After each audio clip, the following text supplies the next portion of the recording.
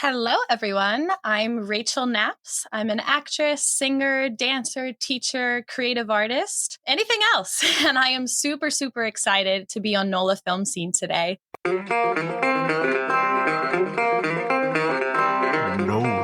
Film Scene. Hello. Welcome to NOLA Film Scene with TJ and Plaideau. I'm TJ. And as always, I'm Plaideau. Oh, ladies and gentlemen, folks out there, we are having technical issues left and right. TJ's computer went down. Rachel couldn't find her headphones. My light went out, which if we ever get this on YouTube, you'll be able to see. But we have persevered and we've made it through to bring you our special guest, Rachael Knaps. How are you, my friend? Thank you. I'm doing well. Been keeping myself busy. Auditions, teaching, working, trying to balance creativity with real life and mend the two together at the same time. The dreaded real life. I know. It's always good when they can join together, though, for sure, huh? Of course, I try to mend them together. You know, I try to do my art each day. Makes me just a happier person. I saw a quote somewhere, what makes an actor is acting. And I was like, that's so simply put that it's just silly, but it totally makes sense. It's like, right. You have to be doing your craft constantly to keep up your work, keep up your creativity, your technique, stuff like that. Brian, do you want to tell everyone how we met?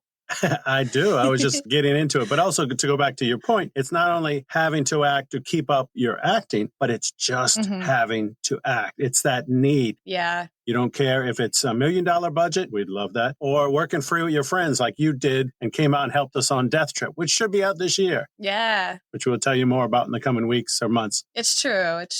Yeah. Rachel and I used to work background, and it was on a movie called One Night in Miami. And that was directed by Regina King. And it was about Muhammad Ali. He was still Cassius Clay at the time. And the first time he won the title against Sonny Liston. So they picked people, and the Miami fight, because it was a London fight, Miami fight. And the other scene I did was the Copacabana. But in the Miami fight, it's the ring, a table of reporters, and then the front row of background. And Rachel and I were there with the stars right behind us. Malcolm X. Yes. The singer. Leslie Odom Jr. Leslie Odom Jr. And he played Sam Cooke. That's prime real estate for background. And they say, okay, and they give us some directions. Go ahead. And we're all kind of cheering. Cut. Okay, everybody can't be a Cassius Clay fan, so we're going to separate you by birthdays. And it's like every other month. So the front row was Clay, me as a Liston fan, Rachel next to me as a Clay fan, Clay. I'm like, I got nobody to even play with. What am I doing? And I'm in my 50s. Rachel's a beautiful young woman in her 20s. So we came up with this little story to keep ourselves occupied and to give us something to do instead of just sitting there blank-faced. Right. That she was my date, but I've got money. And I put $20,000 on the fight for Liston to beat up Ali because a lot of people didn't like the way Ali talked back then, Clay. So the round's going, and you're kind of pointing in my face like, haha, look how good he's doing. And I even gave you a talk to the hand at one point about 4 decades too early. Yeah. So I kind of kept it moving. Round one ends, Liston's in his corner. He's not getting up. You're tapping me on the shoulder, and he throws in a towel. When you see me when I stand up, and it's such prime real estate. It's what we all, oh, you can see me. Yeah. And I'm like, what the hell? I just lost $20,000 and this look of shock on my face. You point to me, haha. Turn to the guy next to you. He had a cardigan sweater. So we say you left me and went home with Mr. Rogers. That's how we met. For sure. Yeah. And see, that's why I was drawn. I feel like that's why we got along so well, is because you were there as a background actor, but you were there creating a character. They don't give us character names as background actors. Right. You understood that telling the story is much easier when you have a story to tell. So just creating those fun little characters gave us some kind of business to do. It gave us a relationship rather than just, okay, now applaud. Okay, now look frustrated. It's like the motivation behind those feelings and those reactions are just as important as the lead players in the movie. Right. And we're in the trailers. We made it. Yes, I did. Yeah. It's hey, everybody, look at this. They had people smoking, and you don't smoke nicotine on the set. It's not even oregano. It's just cloves. It's like an herbal blend. Yeah, it's so basic. It might as well just be paper. Yeah. But when they started handing them out, and I had quit smoking in 98, and we filmed in 2019, early 2020. I was like, no thanks. And not because I didn't smoke, because I know every take and every scene. You have to do it again. You've got to do it over and over. Even if you just hold in your mouth, I was like, I don't want that near me. And the people around us who did, on the other side of the cardigan, He was so sick of those. He's like, oh my God, it was terrible. Yeah. Now, the advantage we had for being right in front of the stars. So when you have a crowd scene, folks, you don't always have that many people to fill it out. So if a row is the A crowds in the front, B crowds in the middle, and C crowds at the end, and you're facing that direction, that's fine. But now you turn it, you want to get another part of the crowd. So you move the C to the front, and the A to the middle, and the B to the back, and you keep rotating and moving people. Mm-hmm. But because you could see our faces so much on the star shots, we just sat there. Yeah. It sounds great. But sitting there for 14 hours, except for lunch and maybe a break or two, It's painful. it's fun, but not as much fun as you would think. Yeah. I was sitting on my brains all day and it hurt like hell. That's all I'm going to say. At least you got to sit and you weren't having to stand the whole time. Exactly. That's true. Or out in the sun. It was February. It was cold, but we were in a warehouse. Second Line Studios, I believe. Yeah, that's true. And like, so when you're on set, like sometimes they'll give you waters or snacks or something. And then when they're rolling, they say hide the water because they don't want the labels. It's not the right time period, et cetera, et cetera. And the prop master had given me a popcorn little container baggy thing. Yeah. And then I got snack from Crafty. And so I hid my Crafty snack inside of my prop popcorn. And I'll never forget, this is the most embarrassing thing ever. It was like a really good shot. Everyone was into it. The actors, like the fight looked so good. And we both stood up to cheer and the Cheetos fell out of the popcorn container. And you can literally, I mean, there's how many people were in there? Hundreds of people. And you can hear Regina King looking at the film being like, oh, and you can see them like, wow, this is really good. And then pointing to me and I'm like, my career's over. I've ruined the shot. Like they're going to kick me out, but it's fine. They're all going to kill me. So finish your snacks, friends. Don't hide them in your props. That way you don't have a white coffee cup show up in the background of the series finale of, I don't know, Game of Thrones. Yeah. That's true. And that one had the Starbucks logo, I think. That's right. Everybody makes mistakes. They were really magic. Then it just becomes pop culture, right? It's a multiverse, I think. Yeah, for sure. Mother of Dragons, Chai Latte, Large, Grande.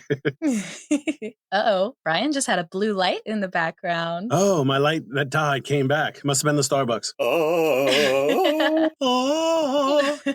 I know that you do a lot of stage productions around town, Rachel. Mm-hmm. I do. Tell us about that. Yeah, so I love musical theater is probably my first love. I love TV and film as well, but my first show I was ever in was The Sound of Music at like our local community college, and I was 6. I remember the auditions because it was a bunch of kids because they needed kids for the college. This is how I knew I was a serious actor because I was like taking this so seriously. They were like, you know, sometimes it doesn't come down to your talent, it comes down to your looks. And so I thought I did a good job. But I went home and I was like, I have a freckle on the side of my face. They're not going to cast me as Gretel. Like, I don't look the same. Well, I got the part. Long story short, I loved it. I cried and cried when it was over. I missed my brothers and sisters. And my mom's like, you don't have multiple brothers and sisters. It's just a play.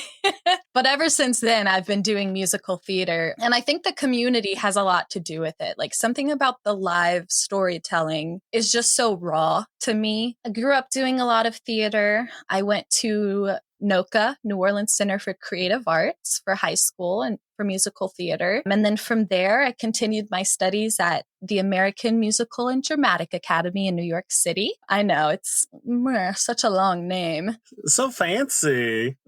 So sophisticated. Nah, we just call it AMDA. Yeah, that was one of the hardest things I've ever done. It was awesome and really hard because you are taking 8 a.m. ballet classes after you've had rehearsals till midnight, you know, and then you're taking 8 a.m. drama classes where they're like, okay, let's talk about your trauma and how it relates to your character. like it's not normal college. And you're like, I just, my trauma is I need to sleep.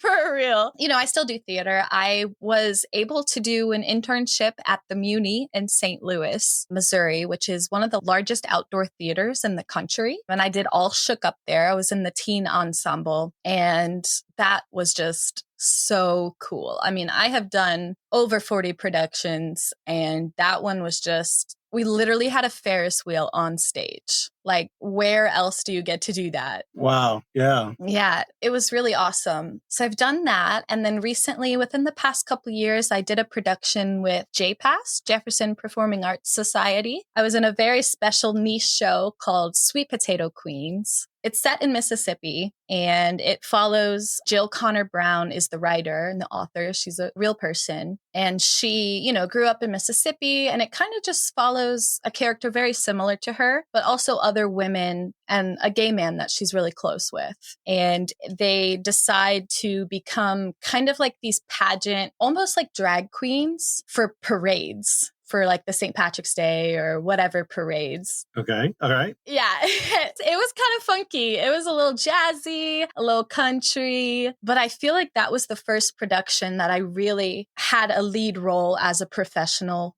theater actress. So I'm really, really grateful that I had that opportunity and that experience because I was in a cast surrounded by women. It was a small cast. There's like 6 of us, maybe 3 men that were, in it and with it. But to be honest, the story was mostly about the women. So it was really empowering for me. Like, in my young 20s, I was just kind of trying to find myself. And it really pushed me to just be carefree and strong and trust the work that I've put in. It's a lot of no's in this business. And sometimes I feel like I can sneak into background things. I don't feel like I can sneak into theater. I feel like even community theater, I kind of have to really be like, guys, hey, let me in.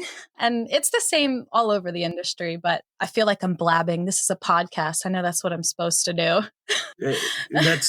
No. We want all the content. Yeah, for sure. Yeah.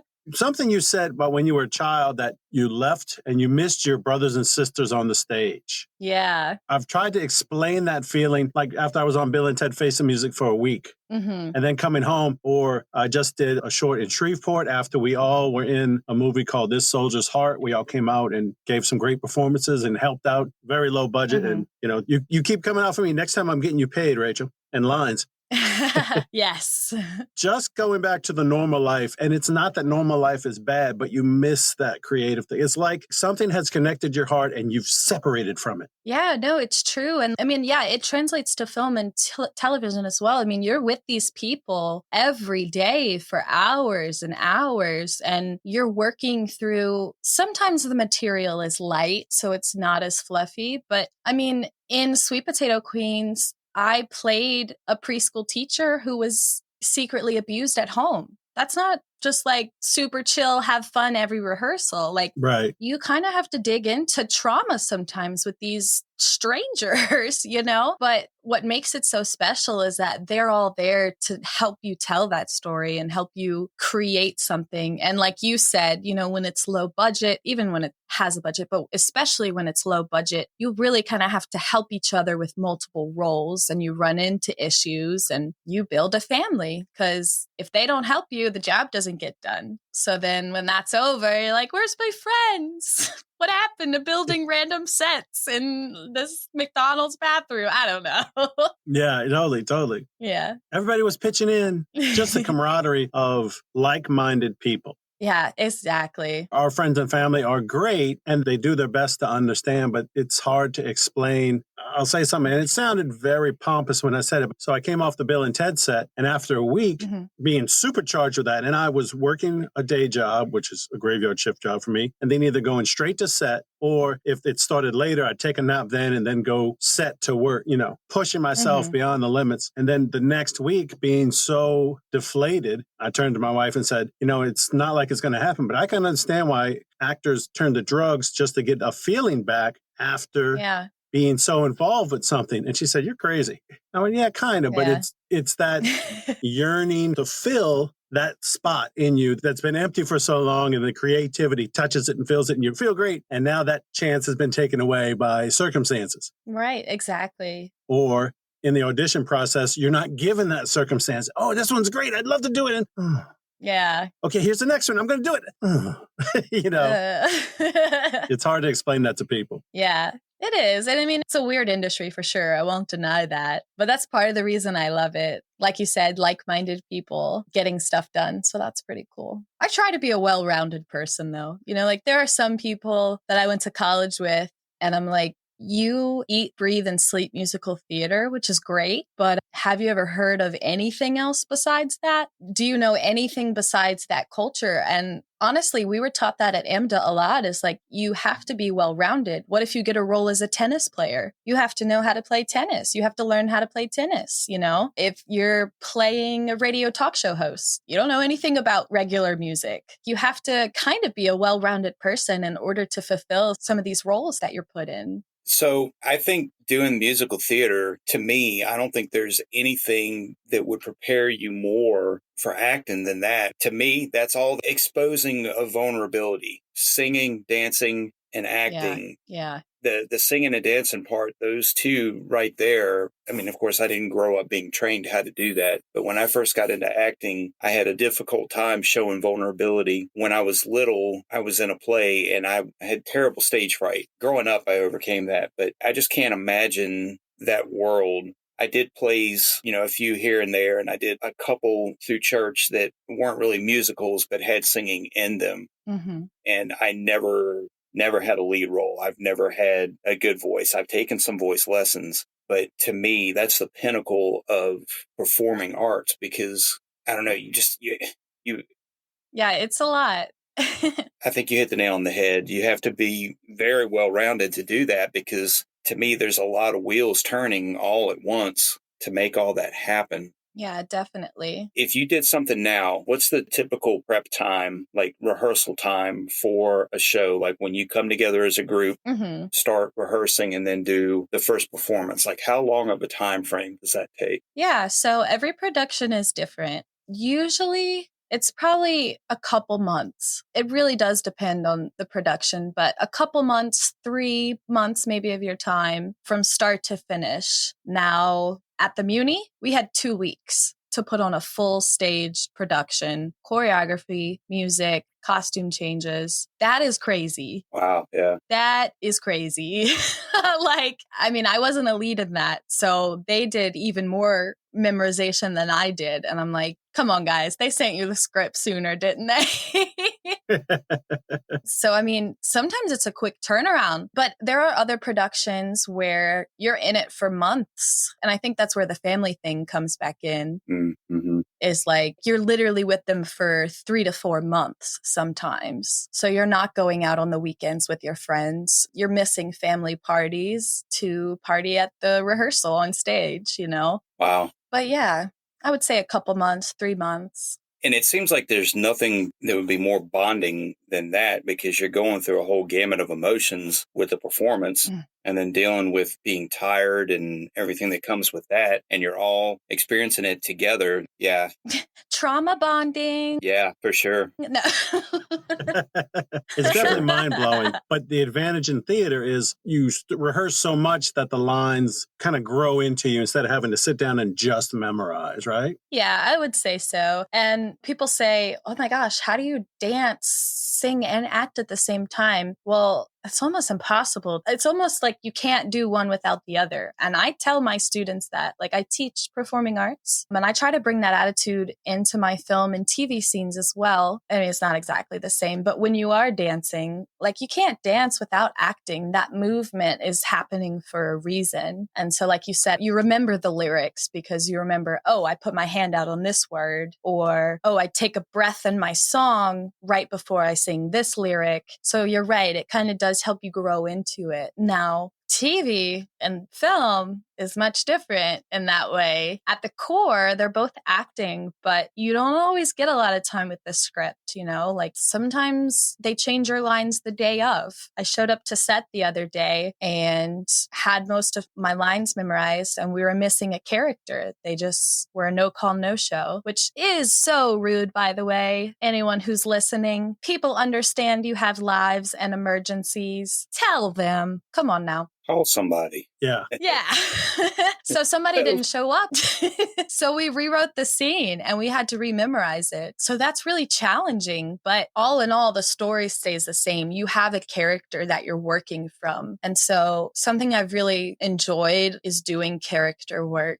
I took private lessons with Lance Nichols. I think you've mentioned him on the podcast before. I'm not sure. He's yes, a wonderful, I don't know him personally, but I know actor. him. He's great. Yeah. Yeah, he's great. At the beginning of COVID, I did some private lessons with him. And two of the big things that I remember, he said, stop being afraid to be messy and know your character, your who, what, when, why, and how. And sure, you can know your who. Okay, I am a teenage girl in high school who has bad grades. Well, that wasn't enough for him. He wants more. And I'm like, okay, she likes volleyball. He's like, okay, more. She likes this. And he's like, no, more. He really literally had me write paragraphs about my character for one scene for an audition. And it was some of the best work I've done because it did help me memorize the lines because I knew why my character was saying them. And I used the text that was given to me to create my character. And like for auditions, they don't always tell you what your character is. They just give you a script. So it's kind of our job to create that character and use the text given to us to come up with a background story. And sometimes you just have to do it in 5 minutes. Yeah, I think it helps get that into your bones quicker if you know the character and understand the character. And that's why they don't give you a lot in the breakdown. They want to see what you do with it. They want to see what each person's interpretation of it is. And you might have 6 people that view it the same way. And then you have that one outlier that looks at it completely different. There's an actor named Mark McCullough, and I heard him talking one time about how he preps for an audition. And within 30 minutes, he'll have a 10-page script ready to go because he sits down and visualizes the character. And a lot of the same things that you just described, breaking down the character, understanding and knowing that character, it's kind of like the circle exercise. The words don't matter. You understand the character and then the rest of it comes. And it's just like having an everyday conversation. Yeah, for sure. I just had an idea. The light came back on it for those listening. Even Anne had that thought. I don't have to explain who I am when I'm talking to y'all. I have a lifetime. It's all in the back of my head. We may have or may not have interacted in the past. Same thing with the character. Okay, my character loves roller skating. There's nothing about roller skating in that script, in the film. But I can write, yes, at the age of 12, I took a bad fall, broke my ankle, ripped the ligaments, and it was a trauma. Yeah. It's just fleshing it. Maybe that destroyed your confidence. Yeah, to take on new things. There's one line in the script and it says, okay, we're going to go ride a bike. And I go, okay, let's do it. Because that hesitation is remembering the pain, but I'm talking to the girl who I want to impress, so I've got to man up and go through. So that's why you get into the weeds and get into the minutia of the character. So when you're on set doing all these other things, you're blocking and getting to set, and you got to remember your bills at home, and you're blah blah blah, and you're tired, and you won't have to think about the character, just as Brian wouldn't have to think about that because it would just happen naturally. Right. Yeah, no, I love that example. That's a good one. Yeah, that's a good point. And one of our favorite questions, because I think we've got your inspiration already, that it's just been a lifelong thing. From the start, you'd like a duck to water. That was it. If you didn't know, your heart knew where you wanted to be. Right. What would be your dream role or dream actor or actress to work with that would make you feel happy that you made it? What's your dream? Oh, man. Someone to work with?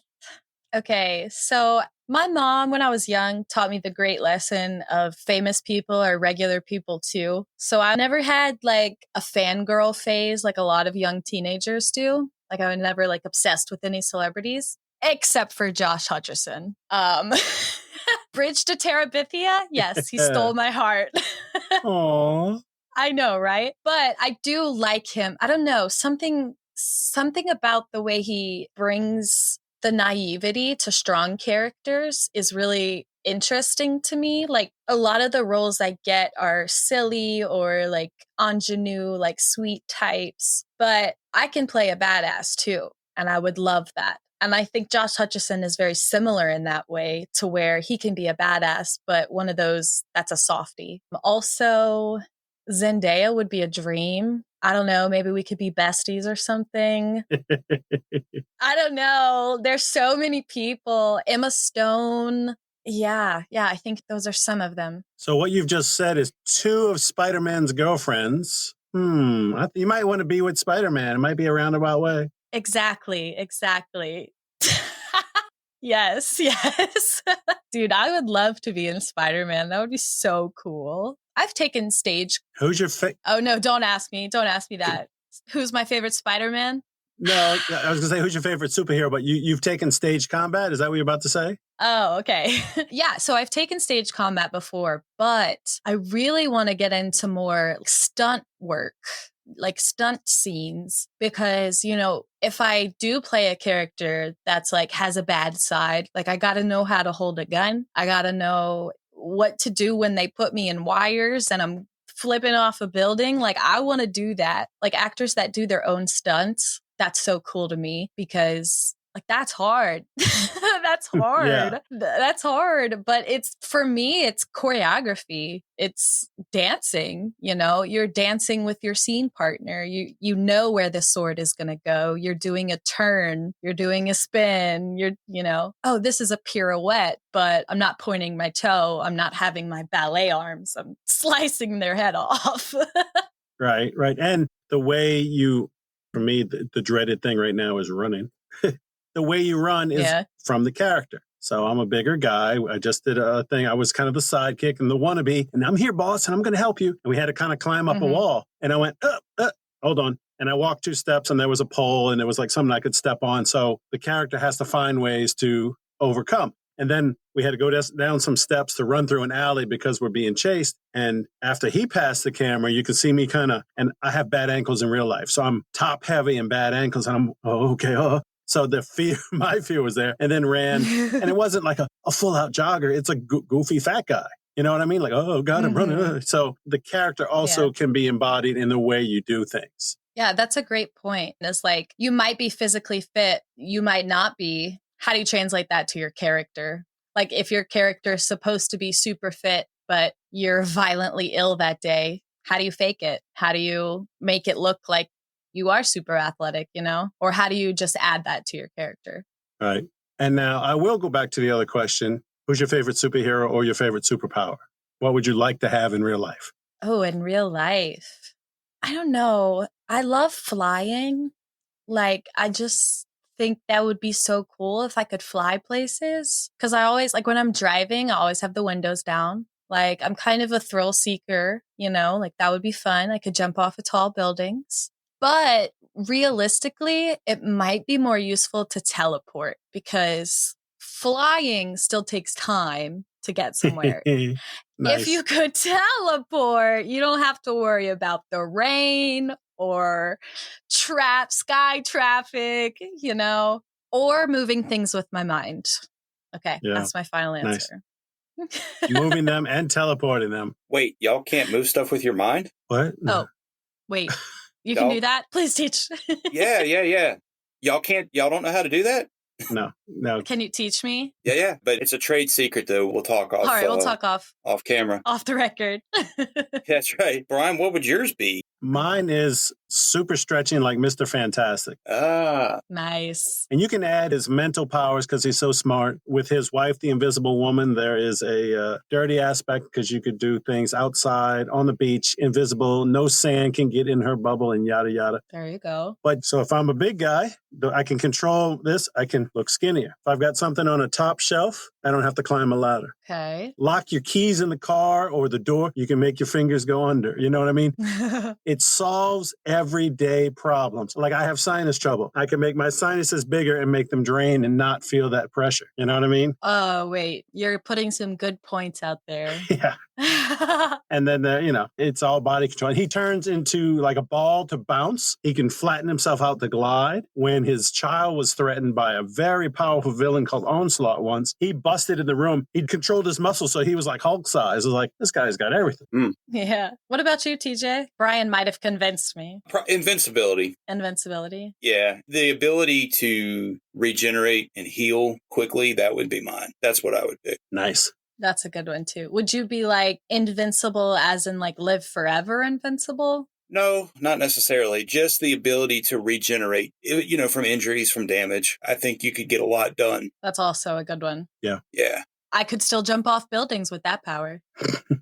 That's a fact. I mean, motorcycle helmets, seatbelts, who needs it? You can just regenerate. But like, I think it's Deadpool in the comics. If you split in half, there are now 2 Deadpools because they both regenerated. Oh. Which could always be good. Stay home and send the other guy to work. But, there are advantages and disadvantages to every power. You know what I mean? This is true. I always thought it would be kind of cool to have a twin. I mean, I've got 2 older brothers that are twins, but they're not identical twins. Mm-hmm. But how cool would that be if you had a twin? One of you likes to go do one thing and one of you likes to go do something else. I mean, you could split responsibilities. Exactly.